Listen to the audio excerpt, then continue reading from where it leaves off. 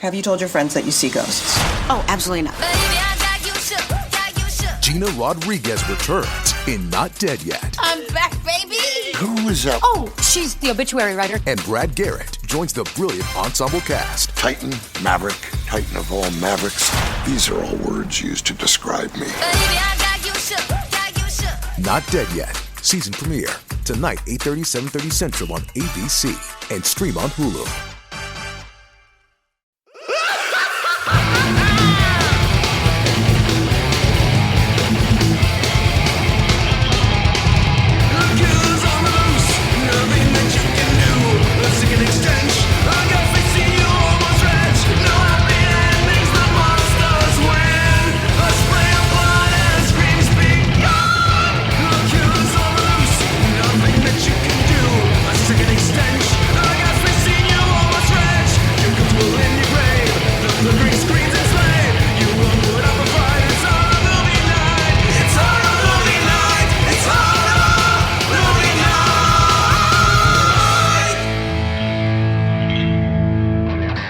Once upon a time, on an October morn, a man took a shit and a movie was born.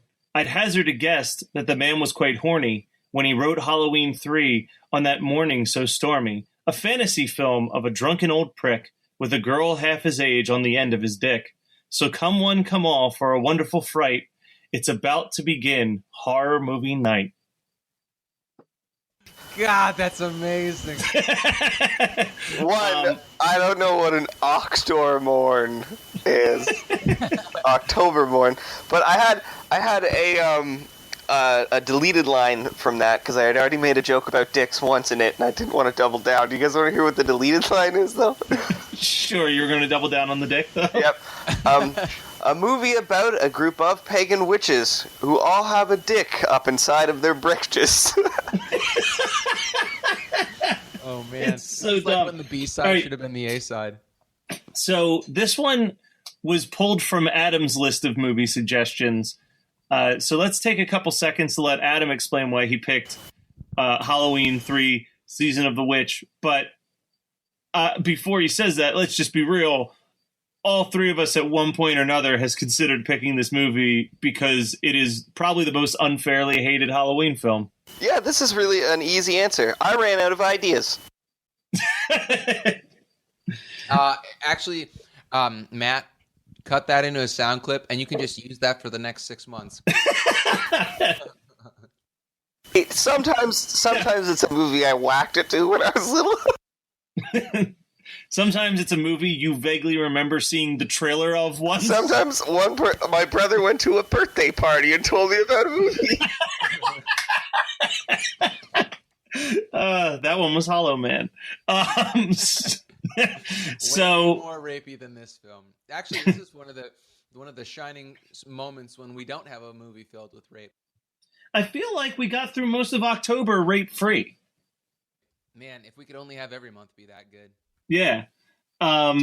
Okay, so I have a couple notes. This is one of those ones that I kind of just get sucked into, and I'm like, all right, I'm just enjoying the excitement of being entertained by a movie film. But Halloween 3 gets a lot of flack. The biggest issue that people seem to have with Halloween 3 is the lack of Michael Myers. And I feel like that's super unfair because this movie's got so much going for it. It's got a lot of children death. It's got Tom Adkins, who is slowly becoming one of our favorite people on this show. He's right there with William Sadler as No way. No. I mean, I like him, but he's no William Sadler. And neither of them are even close to being Dick Miller level. So. Oh no, Dick Miller's the king. But so the movie starts with like the most low impact car crash death I've ever seen. Like it's. I love that part about this movie. It's a pretty slow start to like the guy running, and then the creepy men with like the suits, the sort of like Men in Black guys that are all over this movie, just sort of like watching him run away, and then he like you said, very slow, it doesn't look terribly lethal car crash. When you're a robot, though. It's like the equivalency of the dude getting run over by a steamroller in Austin Powers. it's very like I'm pretty sure most people probably could have survived that. I feel like the way to die in getting hit by a car really factors in on the speed in which you're getting hit. But well, I hate to bring it up because it's still a sad moment, but promise, slow death. It you can get crushed, like you can get asphyxiated. Yeah, that's right. Because I forgot about Anton Yelchin too. Yeah. All right, I'm gonna cut that. Happy Halloween, everybody. I've seen this movie a ton of times, and I seem to constantly forget how brutal the hospital death scene is without really showing you anything. But it's like, oh yeah, it's real gross. I have a note about that too. Like, shit, I don't even remember maybe I had it, but I lost it. But yeah, he like gets his face caved in. It's really fucking gross. Yeah, it's like 2 fingers in the eyes that just keep pushing in until the whole face shatters. And it doesn't show a lot, which I think is what makes it work, is that your like mind is kind of telling you what's happening, and that's always worse. But yeah, that's a pretty brutal death scene.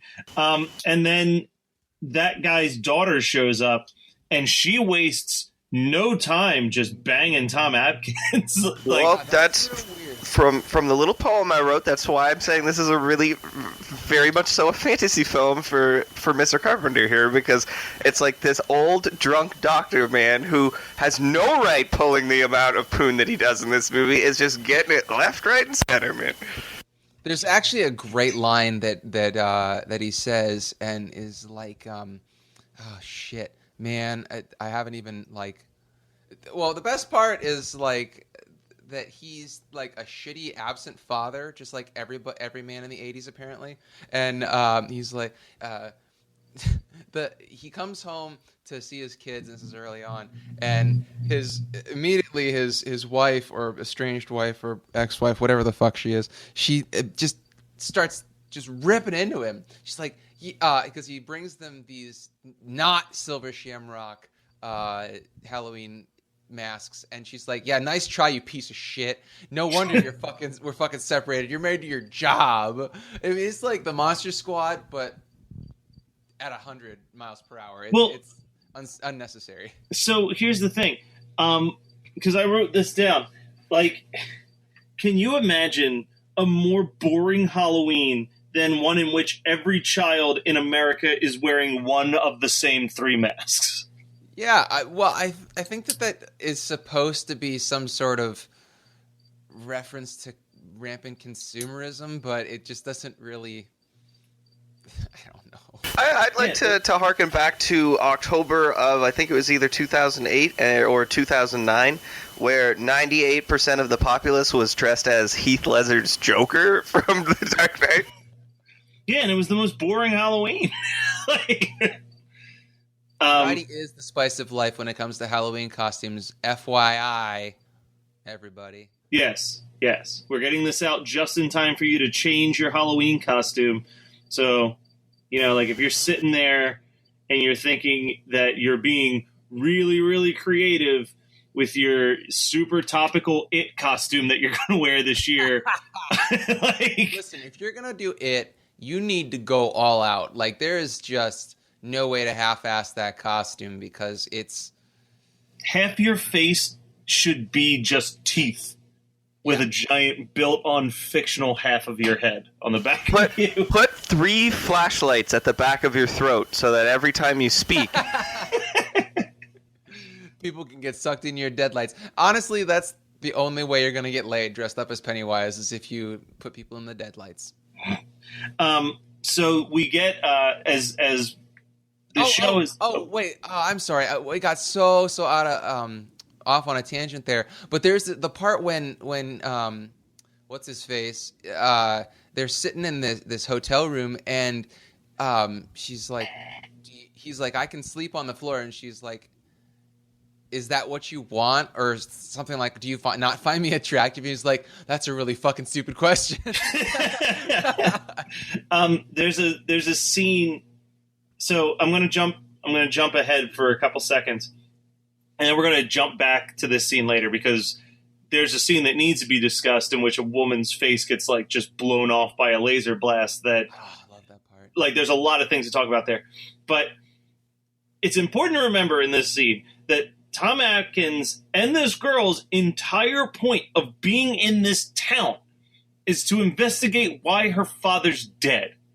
And they hear this woman die, and the girl asks, "What was that?" And Tom Adkins says, "Who cares?" You motherfucker! Like, you would be the person who cares. It's what you're here for.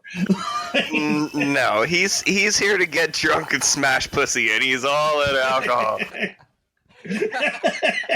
Yeah, because the so here's a weird thing about this film. They go to, what's the name of the town?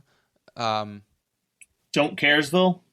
Don't Caresville. Okay, Don't Caresville to smash puss, and there's a curfew, but the curfew is like 6 p.m. and then you see people walking around at like 9 p.m. and there are still stores open where you can buy like a 40. It doesn't make any sense to me. Well, yeah, it's that same town from The Curse 2 where that little girl's bedtime was like 2 in the afternoon. But so Tom real Atkinson quick, definitely has a snake in his pants for this girl.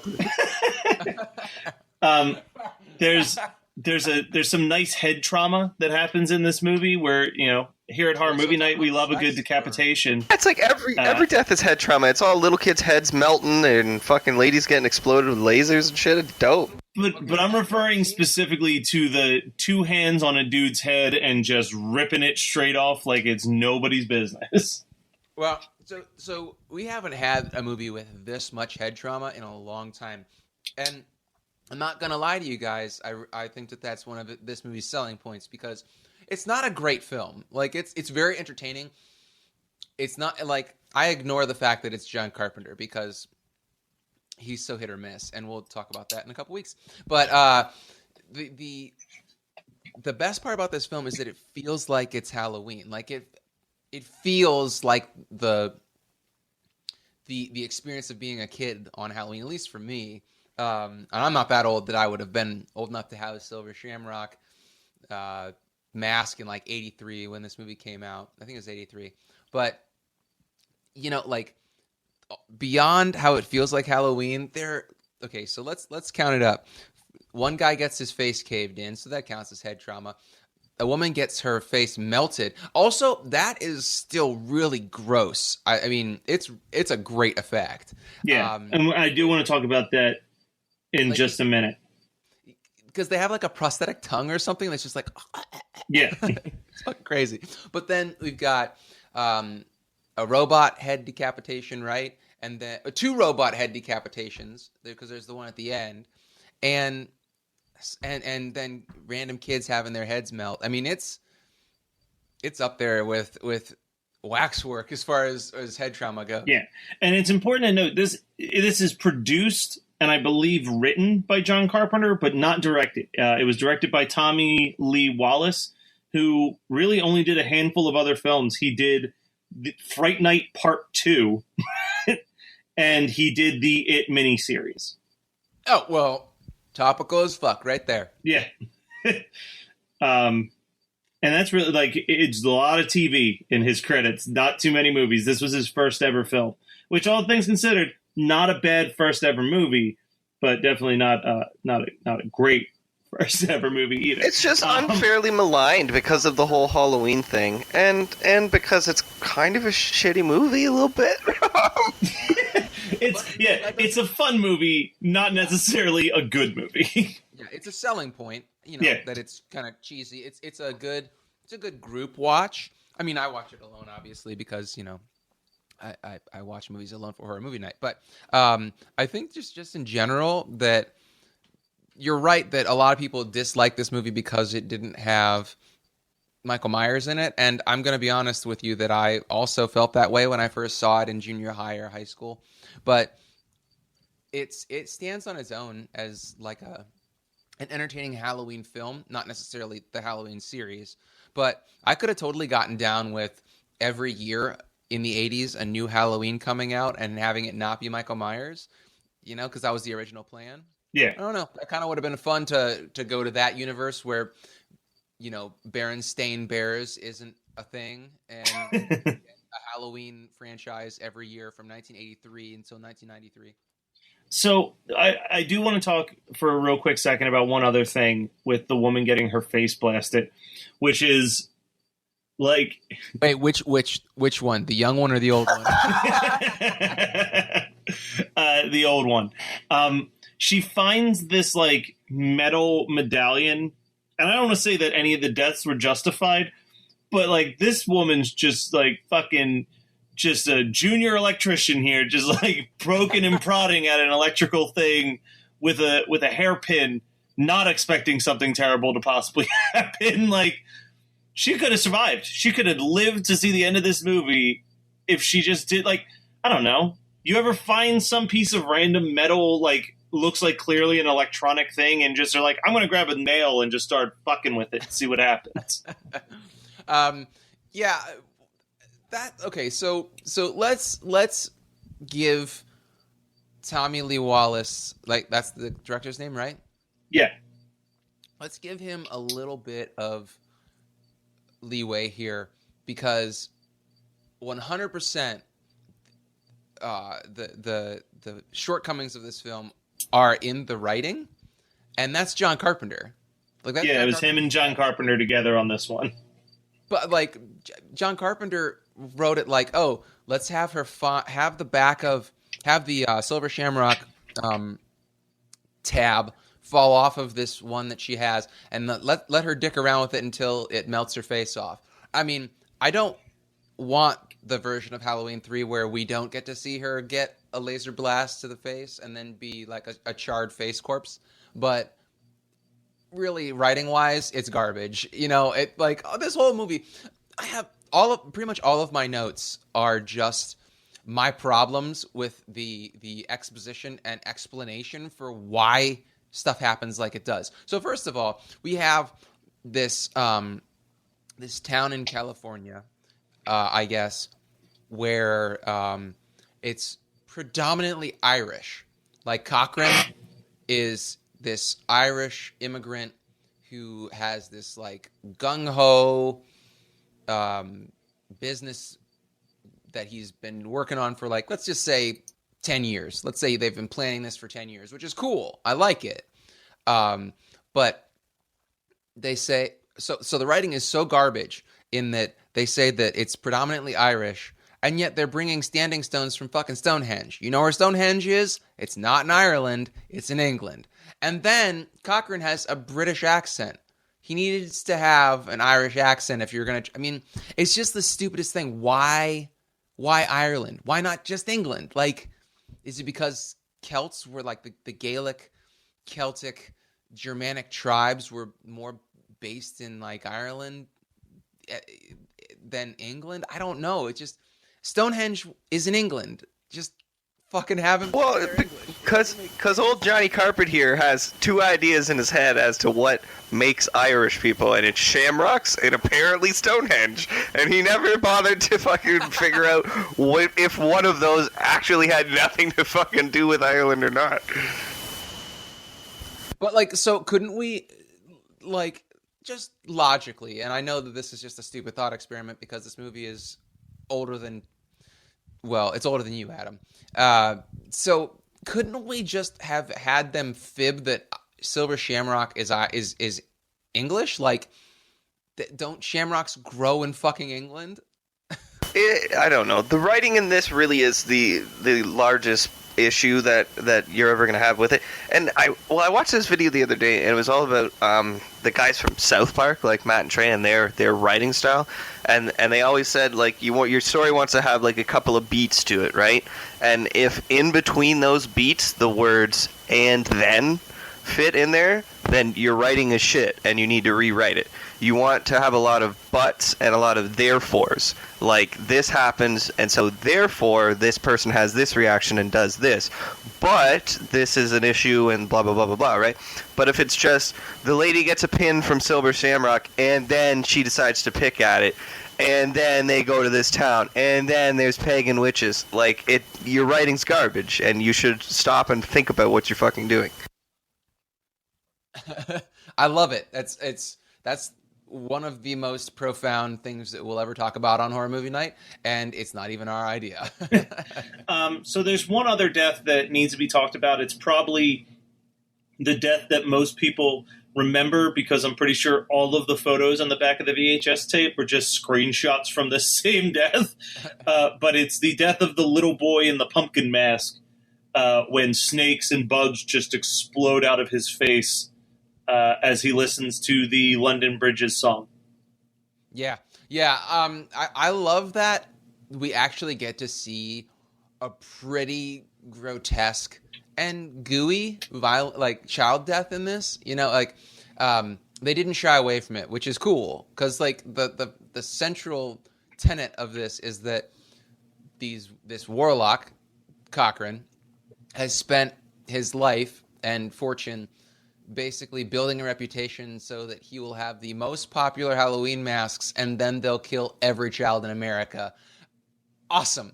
Just, like, the fact that you get that payoff with a kid dying, and then I never really liked the fact that that the snakes and scorpions and spiders and stuff like that would go and kill the parents, because that just is kind of goofy. But it could have been enough to have all the kids die and then have all the grown-ups. Oh, it turns out that John Carpenter knows 3 things about Ireland, and the third one is the Pied Piper myth. Yes, there we go.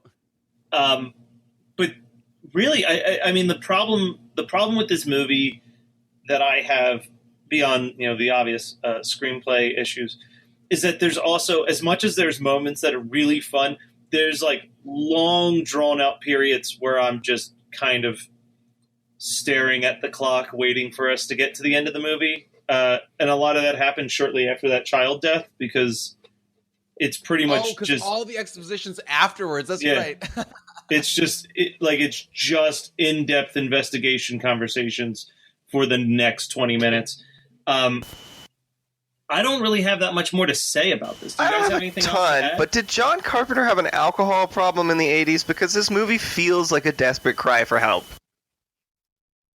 I think anybody who was writing horror had an alcohol problem in the 80s. He's just, like, Tom Atkinson is such an alcoholic. He's always got, like, alcohol with him everywhere he goes. He stopped the movie to go to a liquor store.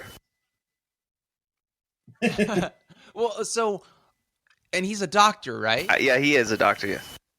Like, isn't he a doctor in this movie? Like, who wants a drunk doctor operating on them? Like, that, of all the absurd things that this movie crams down your throat, I think that's the most egregious one, is, like, this drunk asshole is a doctor, and a good one. Also, he, like, at the beginning, when they're, he and the black nurse are kind of just hanging out in the hospital, he, like, smacks her ass.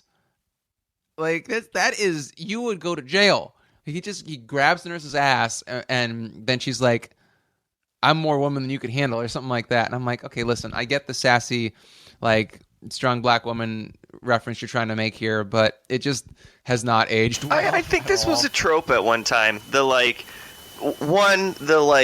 doctor who, like, you know, at the end of the day is like, oh, fuck, lost another one, and pours himself a real stiff drink. And then, two, the doctor's being all like, we work hard and we play hard. Fucking grab acid with each other. What I want to see is a pastiche movie where it's that trope about, like, you know, basically ER, but in the 70s, but it's just doctors playing grab ass with each other and no nurses involved. Oh, yeah. Where they're like, yeah, like, you know, have John Hamm and Johnny Depp in it, and they just are playing, you know, hand stuff all day long while they're doing. And Johnny Depp has a twin brother played by Michael Showalter. Oh my God, this is doing it for me.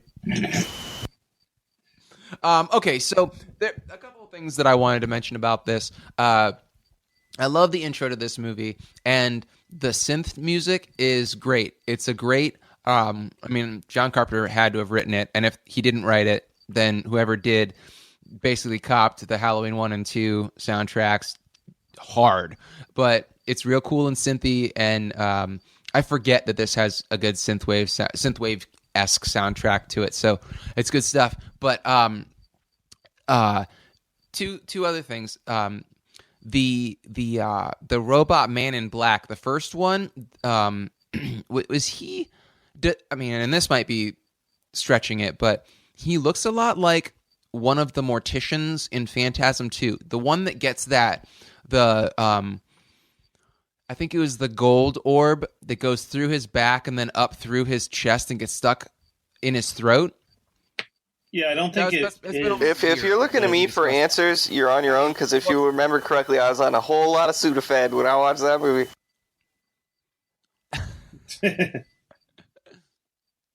All right, and my last thing is that on the TV, I think that he's in the doctor's in a bar. It's when he's meeting the daughter of the guy who's went missing, and it's back when bars didn't play sports 24/7, and so it's like 3 days till Halloween, and so the TV starts blaring the immortal classic Halloween, and I'm like, that movie was only 4 years before this movie. It's not an immortal classic.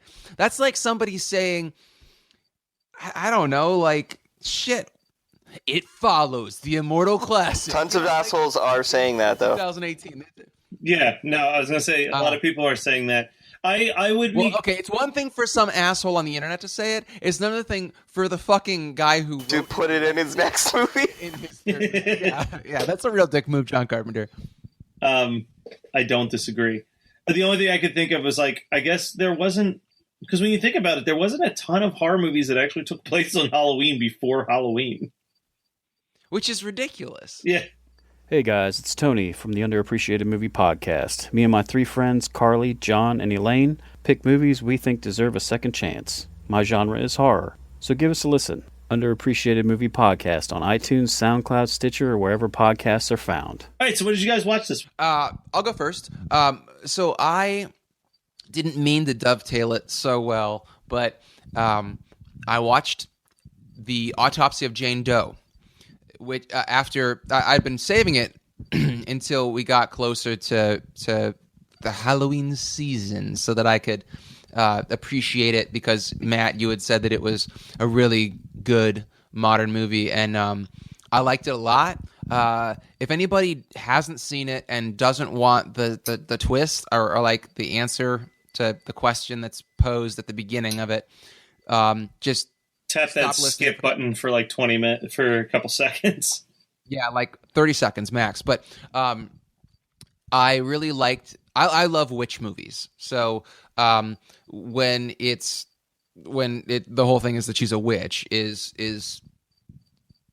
exposed. I really like it. I think that it was very cool and subdued. I loved the special effects because they were all practical except for the fire. There was CGI fire, and I thought that was unnecessary. I also think that the reanimated corpses were a bit unnecessary. I think that I understand that was like what's real, what's not kind of thing. But I thought that I could have done without zombies, because they're not really zombies, but they're kind of zombies. Yeah, I mean, the flip side is I like the sound design is what you were talking about. Yeah. And I get that the whole point is that their toes ding. Yeah. I get well, that. I was going to say, it reminds me of like the same thing that I like with Jaws, where, you know, instead of showing the shark, you show these yellow barrels, and then without having to spend all this time on a giant practical effect, you can send that same chilling fear to somebody by just using a visual or musical cue. So I like that idea of, like, you don't have to get an actor and dress him all up in zombie makeup. You just have this bell ringing and you know that it's coming closer. Right. I just think that it was a bit much that there were multiple corpses. It would have made more sense if there was just one, or if they would have put the bell on her and there would have never been anybody moving. You know, like Yeah. that's my only problem with it. I think that the movie was great. I think that the acting was really fun, really well done. I'm a sucker for any witch movie. Like it's right up there with werewolves. But the only character that I really disliked was the girlfriend. I don't know if it was because she was written annoying or if she is just a shit actress, but if she wouldn't have even been in the movie, I feel like this movie would be like a 9.5 out of 10. It's like, I'd say it's an 8.5 to a 9 out of 10. For a modern movie, it's really good. Yeah. It's very good. I think that it does a lot. I'm a big sucker for like all in one night, all in one location type movies as well, which I think that Anatomy of Jane Doe does a really good job with. And the last thing I'll say is I've found that with the last like 5 years or so of this whole concept of like global catastrophe in horror, where it's like, okay, we have to stop this thing that can kill everybody. I really much prefer. I mean, and that's not a new concept. I'm just saying it seems like it kind of was popular recently with more modern. Like the popular modern horror movies. And it's also what I really liked about it, is that it like Pennywise is very small. He's going to kill a few people. In Derry and Derry only. Like it's very localized. Proximity. I like localized horror. Yeah, I like the fact that it's like these people are in a terrible situation, not for anything that they have done, and it's not like they have to stop this evil from killing the entire planet. It's like their personal crisis. And I like that because it just feels more immediate. And I like that a lot about that kind of horror. All right. I'm going to go next. I rewatched a movie that I hadn't seen in a couple of years, and it just keeps getting better every time I watch it. Drop Dead Gorgeous from, I think, 1999. Sounds about right. And I watched it the first time I rewatched it. I saw it in theaters as a kid, and I didn't know how I felt about it. But I was looking up. You saw that in theaters? Yeah, I saw it when it came out in theaters. Yeah, I was in like junior high. I always thought about the movie because I felt like it was such a weird tone for a film in general. And then I realized that it's written and directed by one of the members of the state. And it suddenly all clicked in my head that it feels like something from the state, just slightly more mainstream. Wait, what's the state? The state is the Wet Hot American Summer guys. Oh, okay. Yeah, that makes a whole lot of sense then. It's one of the lesser known guys. Like the group of the state was 10 people that had this sketch comedy show on MTV that was supposed to be like the rival to Saturday Night Live. But like MTV made one fatal flaw, which was that they gave them complete creative control of everything. So they didn't do anything normal. Like all their skits, like if you think of Wet Hot American Summer, just imagine like a 30-minute sketch comedy show that's just that like anarchic comedy, just throwing shit at the wall and seeing what sticks. But what was cool about the state versus SNL for me was like, those 10 people were everything. Like they directed, they wrote, they edited, and they starred all by themselves. Like it was just a group of college friends. So certain ones wanted to do more acting, certain ones wanted to do more directing, other ones wanted to do more writing. So the guy who did Drop Dead Gorgeous was primarily just did the directing and writing on the state and would be like a background character when needed. So that's why he's not really as well known as any of the other guys, but he has a pretty decent like television career. Like if you look at his credits, he does a lot of probably the more well-respected comedies. He did like episodes of Community and The Goldbergs and Children's Hospital. And he did the show that's on Netflix, Atypical, that people are talking about a lot. So he's always done like kind of demented comedy. Drop Dead Gorgeous is just really fucking funny. Like, but in like a, not like a laugh out loud way, but more in just like a, that was kind of smart kind of way, if that makes sense. So are you recommending does, it? Or?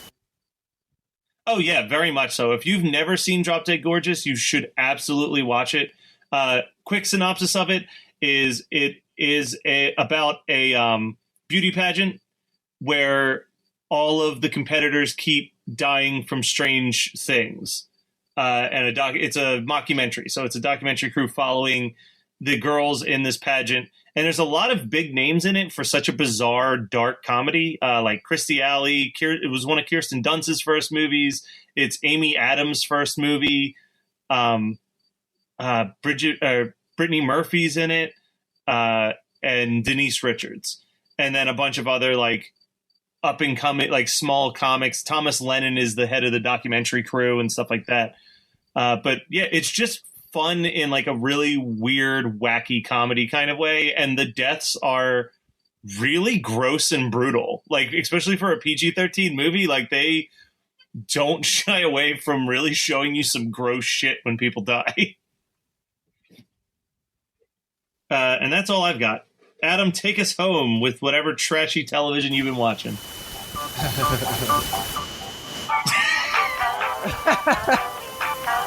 I didn't really watch anything. Silver Shamrock.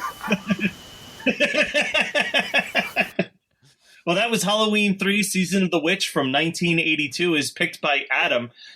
We are going to be doing a special Halloween episode after this, and also a bonus episode. So you've got a couple episodes on the horizon, y'all. So look forward to that. We're very excited to be dropping those episodes for all of yous. Wow. Yeah, I know. I've got nothing else to say except for check out hmnpodcast.com. It's got links to all of the different stuff that we have at your touch. Facebook, Twitter, Patreon accounts. I don't think we have the YouTube page hooked up to there, but we don't really utilize it that much anyway. SoundCloud, all that good jazz. You can send us emails from there, or you can email us at hmnpodcast@gmail.com. Stay in touch. We're very excited. Happy Halloween, and we'll be saying that again next week too. But still, happy Halloween, everybody. Now that's the show. Now turn it off! Turn it off!